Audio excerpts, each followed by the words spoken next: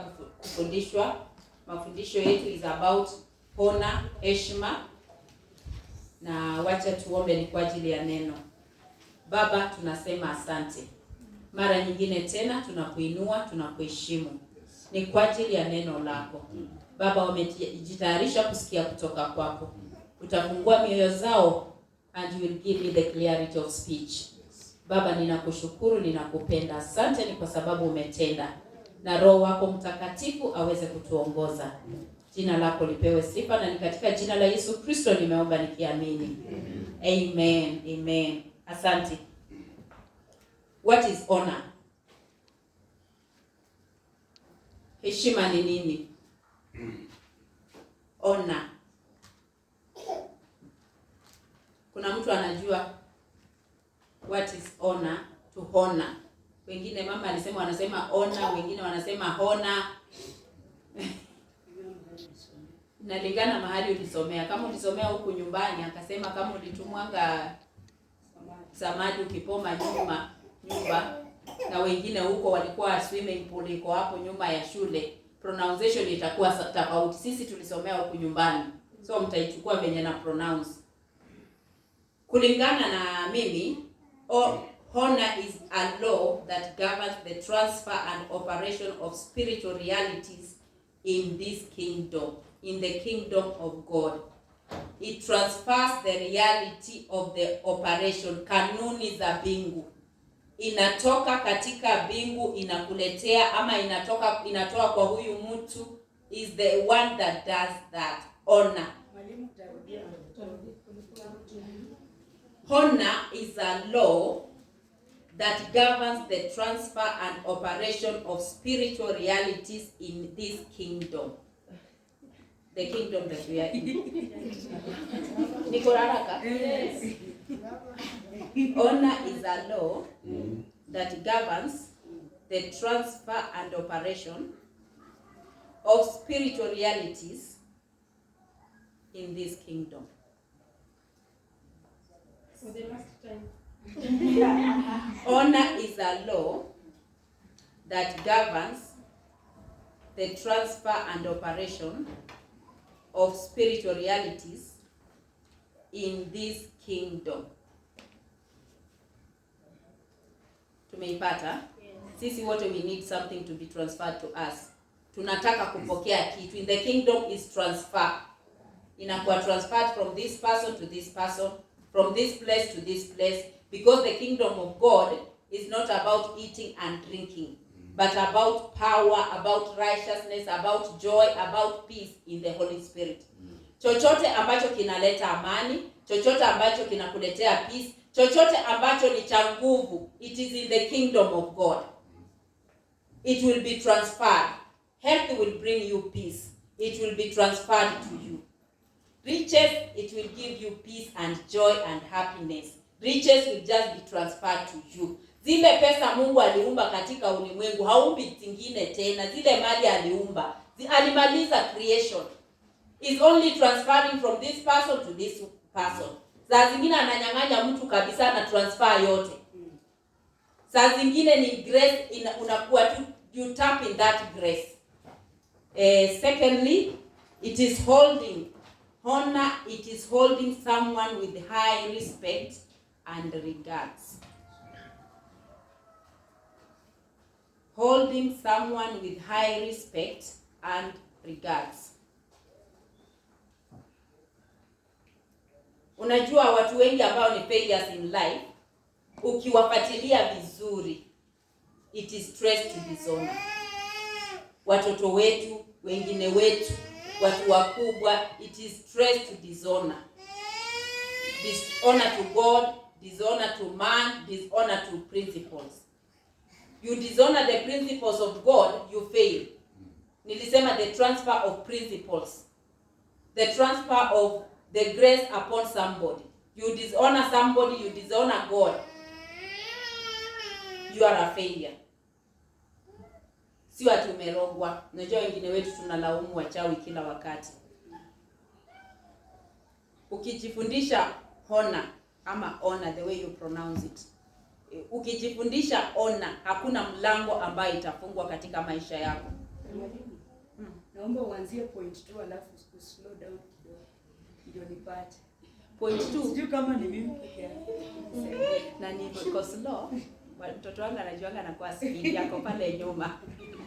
It is holding, point 2, it is holding someone with high respect and regards. Most failures, wale watu hawajatimiza hatima zao katika maisha. It is stressed. Ukifuatilia kabisa utapata hakuona the parent, hakuona the elderly, somebody who is older than him, hakuona the law of God. Praying, coming to church, reading the Bible, being kind, being righteous. Those are the laws, the principles of God. There are many. Utapata he dishonors them. Na akawa failure in life. Honor inafungua milango. Hiyo ndio niliona. Honor is a seed of harvest. You want to harvest something, just honor somebody, honor God. Honor the principles of God, honor the church. There are places ambazo zinahitaji kuwa honored. Honor, tulifundisha hapa about finances. I realize honor is a currency. Ni pesa. What money can buy, honor can buy. Si ndio? Ushaheshimu tu mtu alafu akakupatia kitu. Akakupatia nguo, akakupatia viatu, akakupatia kazi. Na wengine unajua wanapeana kazi ndio wanapeana pesa ndio wapate hiyo kazi. So honor ni pesa, is a currency. Kama huna pesa, just have honor. Utafika pahali unataka. Yule utakuwa na kitu chenye unataka. Imagine nilikuwa naona ya kwamba unafanya kazi, wale wameandikwa hapa, your boss, you just buy something, unarapu vizuri. Kama ni mwanaume, just buy a tie, hata kitu kidogo tu, alafu gonga ofisi yake, enda ndani, mwambie I appreciate you, napenda, asante kwa kuniandika kazi, nimekuletea tu hii kitu kidogo, then you go and forget. Itamsumbua. Then watch nini itatendeka. Kama ni promotion umepata, kama ni inner circles uko ndani, unaona. Our pastors are here, just honor them. Amen. Utaona what will happen. Ndio nasema honor is designed, imetengenezwa ku move you from one level to another. Ukitaka kuinuka spiritually, honor the principles of God. Ukitaka kuinuka kulingana na viwango vya ulimwengu hii, honor those who are above you, who have it, who have that what you want. Just honor them. Na hiyo ni moja ya kanuni za Mungu. Na nilikuwa nagundua ya kwamba the principles of God, kanuni za Mungu, they work to everybody. Kwa Mkristo na yule mtu si Mkristo, the principles work. Wakati inasema give and it shall be given unto you, kuna wale watu hawakuji kanisani, hawaombi, but they just give. Sisemi msikuje kanisani. There is more to kukuja kanisani. Ni vingi ambazo anapoteza huko nje. He will end up in hell, even though he will make it in heaven. Atakuwa na pesa but hatakuwa amani, because the law has to work. The law of the nation, ukiviolate, it has to work. Even to the law of heaven, it has to work.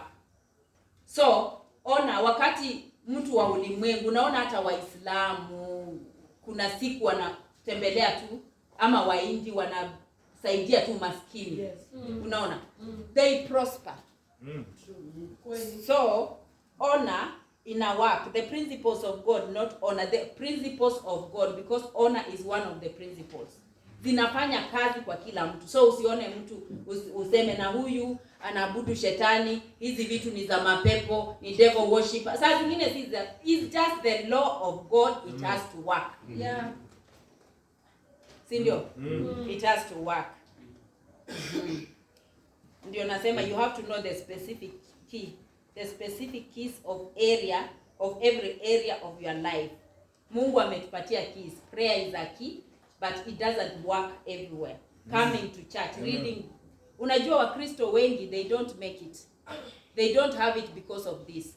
Unajua kwa nyumba, nilikuwa nafananisha kwa nyumba. Uko na nyumba, na milango ndani, na kila mlango iko na ufunguo. Uko kwa sitting room, uko na kifunguo ya bedroom, na uko na njaa na huna kifunguo ya jikoni, na jikoni imefungwa. Si utashinda tu hapo na njaa? Because you don't have that key, but you are in that house. Uko ndani na jikoni imejaa vyakula, but you don't have that key. So honor is one of the key to access something, kupata kitu. So ukiwa na kifunguo ya jikoni utafungua tu, huwezi kuchukua kifunguo ya bedroom unaingiza kwa mlango ya jikoni, utaingia. So what prayer can do, you have to pray and you have to honor. Tulifundisha about getting money. Huwezi kuomba na unajifungia kwa nyumba mwezi mzima na unasema you will get money. You have the law is you pray and you work. You will get money. So honor is one of the keys kupata vitu zingine katika ufalme huu wa mbingu, na Mungu ameitengeneza hivyo. Hebrews 7:7, chapter 7. Mtu yule ako na Kiswahili anisomee, ama wenyewe wote ni wa Kizungu.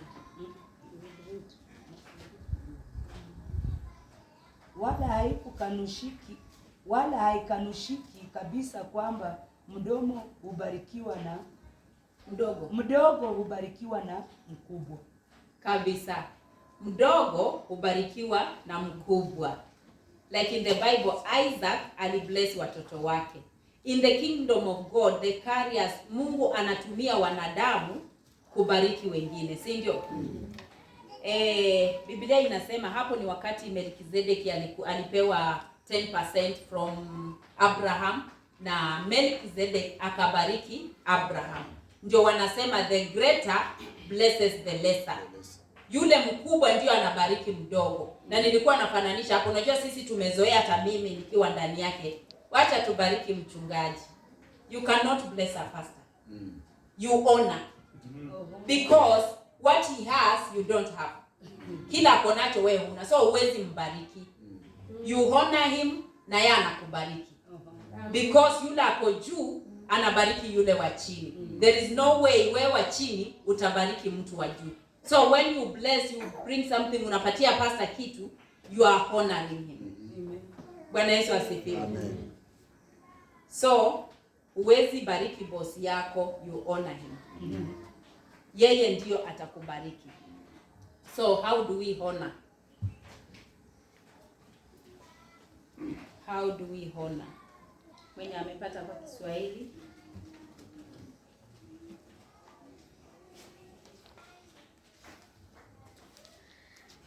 Msizidi kunena kwa utakabari hivyo, majivuno yasitoke vinywani mwenu. Kwa kuwa Bwana ni Mungu wa maarifa, na matendo hupimwa na yeye kwa mizani. I don't think ni hapo. Kwa nataka pahali wana wa Eli, they dishonored God by what they were doing. Na Mungu akasema, wale those who honor me, I will honor them. Those who honor me, I will honor them.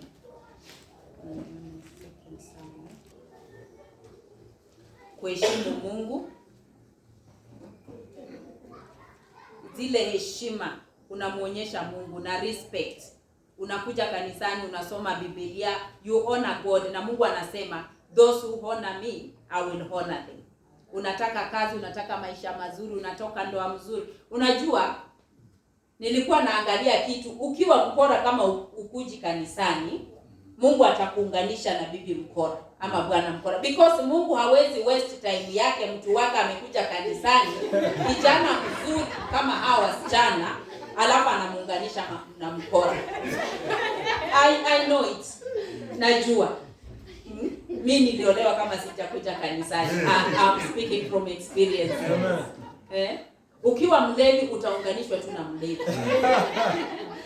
Ukiwa Mungu hawezi waste mtu wake, unakuja kanisani, wewe ni kijana mzuri, alafu anachukua msichana yule ameokoka anakupatia. He will not honor you with that.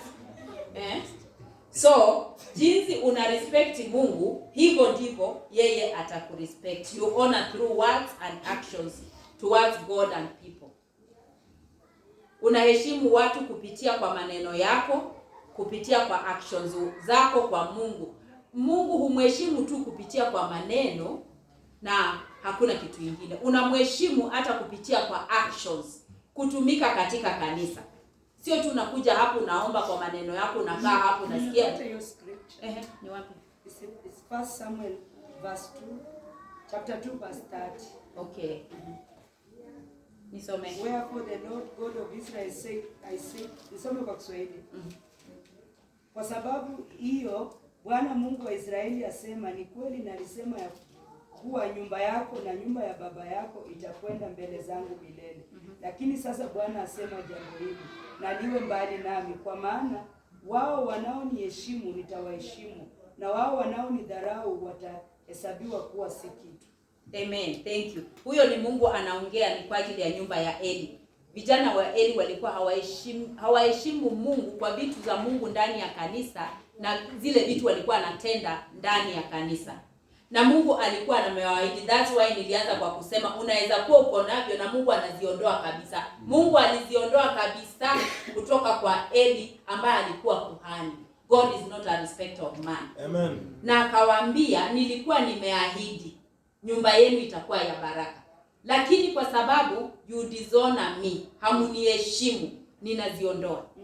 So you honor God through what you are doing, through your words, through your actions. You honor people through your words, through action.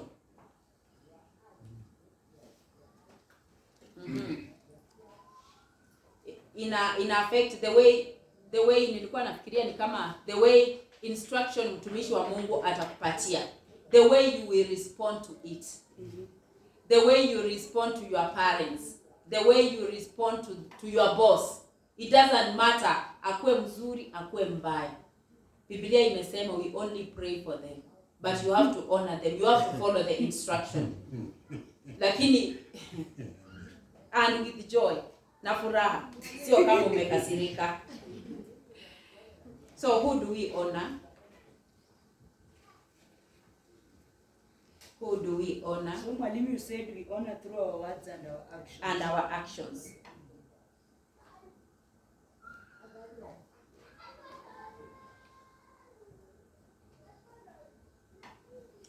Proverbs 3 verse 9.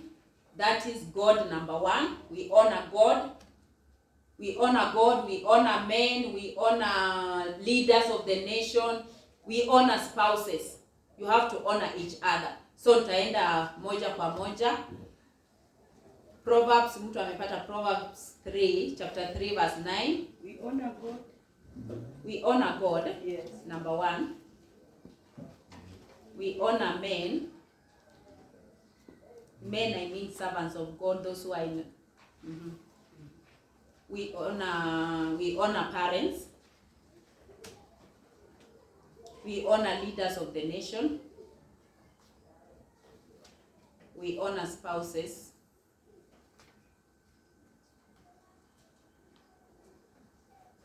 So mtu anisomee Proverbs 3 verse 9.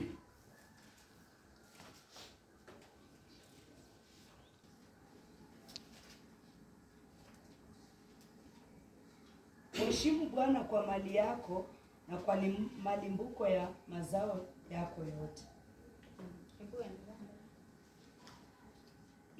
Hiyo ni verse 9. Verse 9 inasema mheshimu Bwana kwa mali yako na kwa malimbuko ya mazao yako yote. Verse 10. Fika tu hapo. Mheshimu Bwana kwa mali yako na malimbuko ya mazao yako yote. We show God honor kwa kutoa 10%. Unajua, if you are struggling with paying tithe, kumheshimu Mungu. Unajua wengi wetu tunaheshimu wanadamu kushinda Mungu. Chama. Imagine chama huwezi pay. Na ukikosa kutoa kwa chama utalipa na fine. Si tunalipanga? Unalipa na fine. But God, kuna pahali sijui hapo, but nishasoma kwa Biblia. Ukifail kulipa 10%, unalipa na 5% juu fine. Si ndio? Siko? Yes. Iko, but I don't know where it is. Najua. Iko. Nani ashalipa 10% na fine? Jennifer peke yake. Unaheshimu Mungu kwa mali yako na malimbuko yako. When you give to God, unaheshimu Mungu. Unaheshimu Mungu kwa kukimbilia mahali pake, coming early to church. Unajua ukilala tu ukijua Jumapili inafaa niende kuabudu Mungu, niende in the presence of God, you don't come to church anytime you want, na hata hujali, ni unaingia tu kibounce. Unajua there is a time, sijui ni when just this year, wakati ministers walikuja late kwa mkutano ya Ruto, they had to write an apology letter. Yes. Si mnakumbuka? Kwa sababu that is not God. Na usha apologize kwa Mungu, uliingia late maombi yako ya kwanza ikasema Mungu nisamehe. Apology. So tunaheshimu Mungu kwa time, hatumheshimu. Kwa kukuja kwa church, kwa attend service, hatumheshimu. You honor God by coming early to church.